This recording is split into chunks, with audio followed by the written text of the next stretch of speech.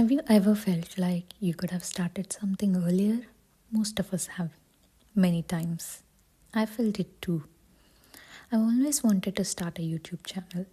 I told myself I'd prepare content for a few months, define a niche, conceptualize ideas, learn editing, and then begin. But I never did. I spent far more energy thinking than acting. There's a saying, the best time to plant a tree was years ago. The next best time is now.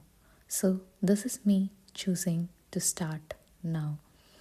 This channel is a space where I want to question the world, from everyday habits to larger systems. The goal isn't to arrive at perfect answers, but to slow down, reflect, think critically, and stay curious. And while doing that, I had to question myself too.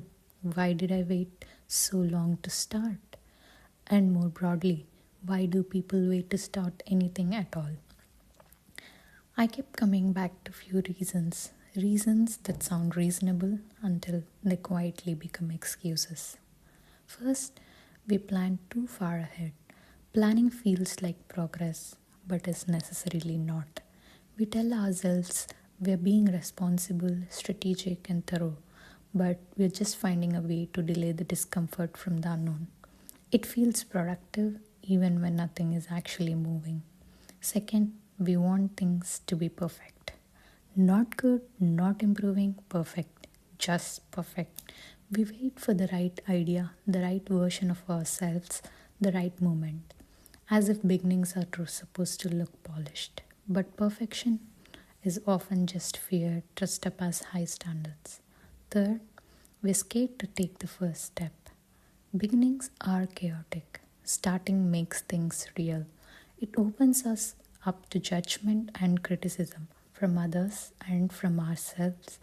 As long as something stays in our head, it cannot fail. The moment we begin, it can. Fourth, we're afraid of the outcome. What if it doesn't work? What if no one cares? What if it works and then we don't know how to continue? Uncertainty itself is enough to keep us frozen.